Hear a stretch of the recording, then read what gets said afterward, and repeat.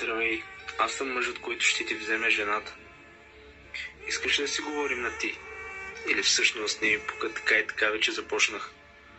Позволи ми да се представя. Аз имам много имена, много лица.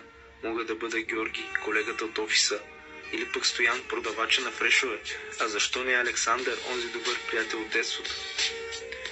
Но тук имената, професиите и статусът не са толкова важни.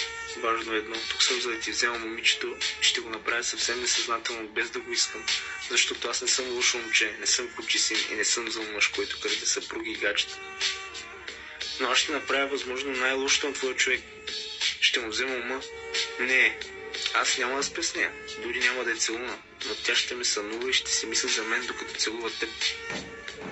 Ще се чуди какъв е вкуса на устните ми. Ще изтърва всеки път, когато долови аромата на парфюма ми. Аз може да не я докосна никога, дори да не се стиснем ръцете, но ще докосна душата й. С чаровния си смях, с начина, по който винаги съм директен, искрен и най-вече точен.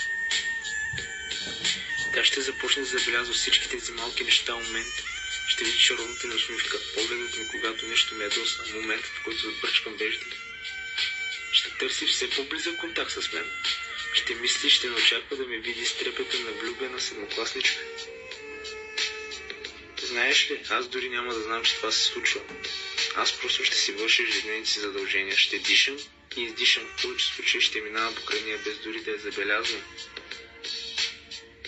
И така неусетно ще ти я взема. Мислите й ще бъдат само мои. Макар и да не сме си разменили повече от 20-30 думи. И вината ще бъде само и единствено твоя. Някои жени започват да се загриждат по две причини в чуждото.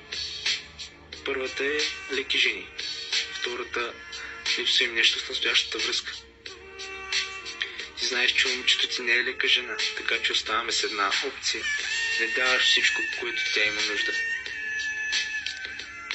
Признай си, ти е презададеност и не се бориш за любовта й, не се стараеш да я спечелиш всеки ден отново и отново. Често обвиняваме, че жените представят да се старят, когато получат мъжа, но дали ние не сме виновни за същото? Кога беше последния път, когато направи нещо много за нея? Кога й помогна за домакинството? Кога я закара на вечеря? Кога й направи подарък?